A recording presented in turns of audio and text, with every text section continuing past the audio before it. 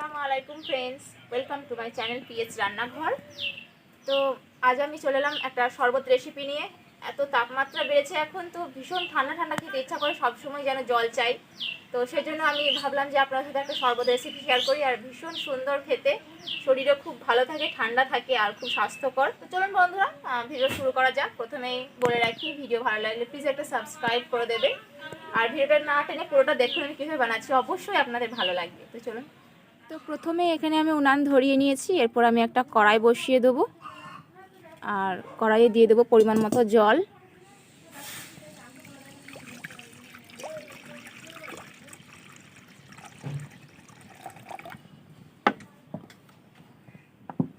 তো জল দিয়ে দিলাম, এবার জলটা ফুটে উঠুক, বাকিটা আমি দেখাচ্ছি এরপরে। তো দেখতেই পাচ্ছেন, এরপর এখানে আমি পরিমাণ মতো সাবুদানা নিয়েছি। দেখুন, এই যে ছোটো দানা সাবুদানাটা, এই যে সাদা পাউডারের মতো রয়েছে, এগুলো আমি কয়েকবার ধুয়ে পরিষ্কার করে নেব।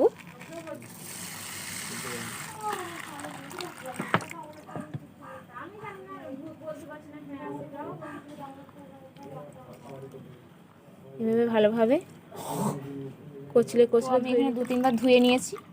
আবার একটু জল দিয়ে দিলাম, দিয়ে এটা আমি ওই ফুটন্ত জলে ফুটিয়ে নেব।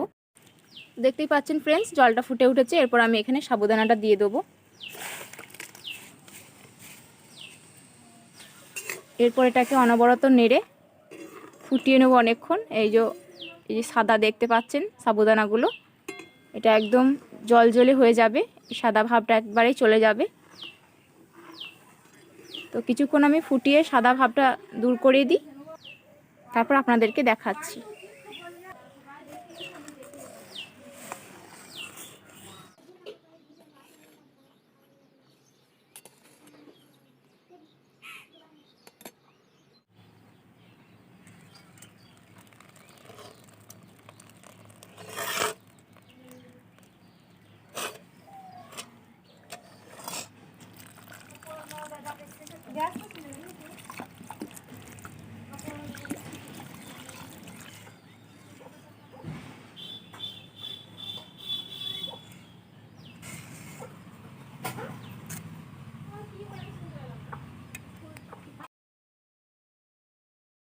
দেখতেই পাচ্ছেন সাবুদানাটা আমি তৈরি করে নিয়েছি। এরপর এটাকে আমি ঠান্ডা করতে দেবো। একদম জল ঝোলে সাবুদানাটা তৈরি করে নিতে হবে।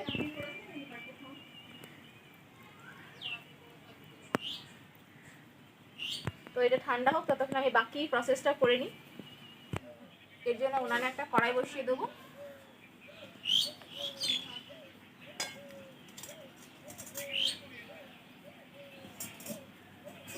আর এখানে নিয়েছি 1 লিটার গরুর দুধ। আপনারা যে কোনো লিকুইড দুধ দিয়ে এটা করতে পারেন। তো এটা আমি জাল করে নিয়েছিলাম আগে থেকে, এটা কড়াইয়ে দিয়ে দেবো।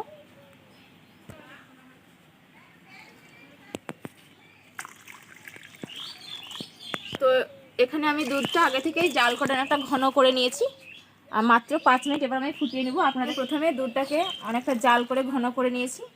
আর আপনারা প্রথমে যদি একদম টাটকা গরুর দুধ ব্যবহার করেন, তো সেটাকে জাল করে একদম ঘন করে নেবেন। তো এটাকে আমি আর 5 মিনিট মাত্র জাল করে ঘন করে নেব। তো দুধটা আমি কিছুক্ষণ জাল করে নিয়েছি, অনেকটাই ঘন করে নিয়েছি। এরপর আমি এখানে চিনি অ্যাড করছি। আপনারা আপনাদের পছন্দ মতো চিনি অ্যাড করতে পারেন, যে যতটা মিষ্টি খান।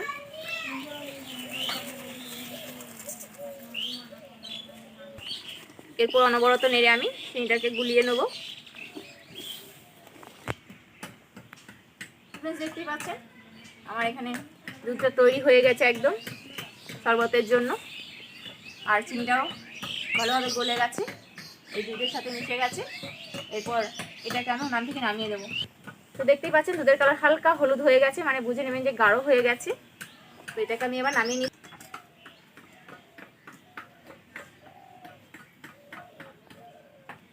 তো নামিয়ে এটাকে আমি একদম ঠান্ডা করে নেবো। ঠান্ডা হোক, ততক্ষণ আমি তরমুজটা কেটে নিই। দেখুন, এরপর আমি একটা তরমুজ নিয়েছি, এরপর এটাকে আমি কেটে নিচ্ছি।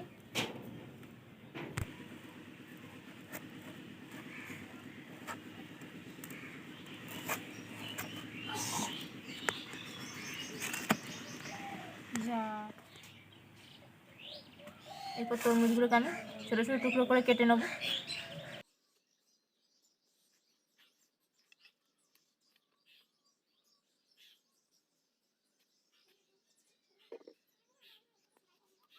এই যে লাল অংশটা প্রথমে বের করে নিচ্ছি আর সাদাটা বাদ দিয়ে দেবো।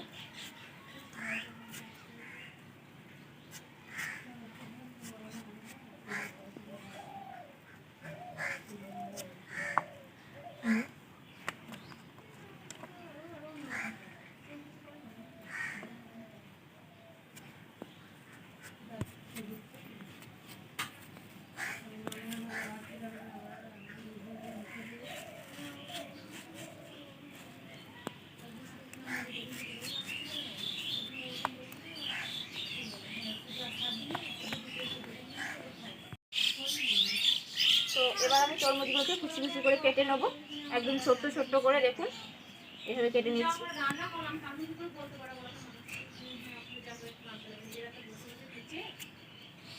আর আর এই তরমুজের বীজগুলো যদি মনে হয় যে যদি ফেলে দিতে পারেন, অনেকে খায় তো এগুলো, তাই আমি এগুলো রেখে দিচ্ছি। আর যেগুলো হবে সমস্যা হবে সেগুলো আমি বেশি ফেলে দেবো, তাকে কেটে নিই তারপর ফেলে দেবো। যেগুলো ওপরে থাকবে সেগুলো ফেলে দেবো।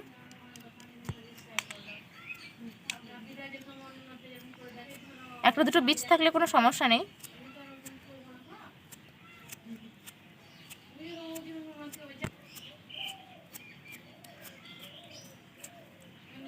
তো আমি এভাবে হাত দিয়ে এভাবে কাটছি তরমুজগুলো বলে আপনারা কাটতে যাবেন না, যাদের প্র্যাকটিস আছে তারাই করবে, না হলে হাত কেটে যেতে পারে। আগে থেকে আপনি কুচি করে রেখে দেবেন। তো কাটা হয়ে গেছে তরমুজগুলো, দেখুন এরকম করে ছোট্ট ছোট্ট করে কেটে নিয়েছি। তো এখানে এই মালাইটা ঠান্ডা হয়ে গেছে অনেকটাই। তো ফ্রেন্ডস এবার শুরু করব, একদম মেন প্রসেসটা সব রেডি হয়ে গেছে আমার। এবার চলো শুরু করা যাক, পুরো শরবতটা এবার বানাই। তো প্রথমে এখানে যে আমি সাবুদানাটা তৈরি করে রেখেছিলাম এটা দিয়ে দেবো, এই যে দিয়ে দিচ্ছি।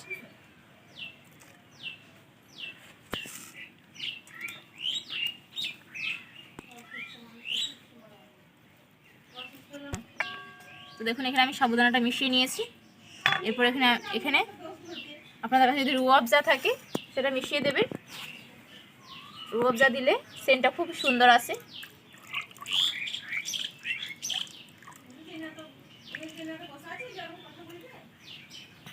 দিয়ে মিশিয়ে নেব।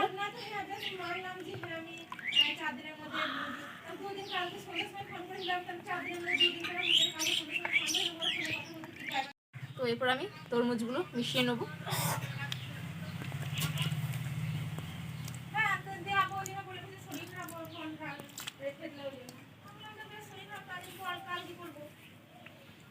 দেখুন এত সুন্দর লাগছে দেখতে আর খুবই টেস্টি হয় খেতে।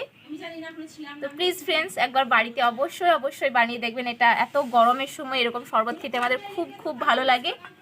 আর এটা বানানো এতটা সহজ, দেখে নিলেন তো একদম চটজলদি হয়ে যায়। তো অবশ্যই আবার বাড়িতে বানিয়ে দেখবেন। আর ভালো লাগলে প্লিজ ভালো লাগলে অবশ্যই একটা লাইক করে দেবেন। আর আপনি যদি আমার চ্যানেলে নতুন হন তো প্লিজ চ্যানেলটাকে সাবস্ক্রাইব করে আমার পাশে থাকবেন। তো দেখা হচ্ছে পরের ভিডিওতে। আল্লাহ হাফেজ।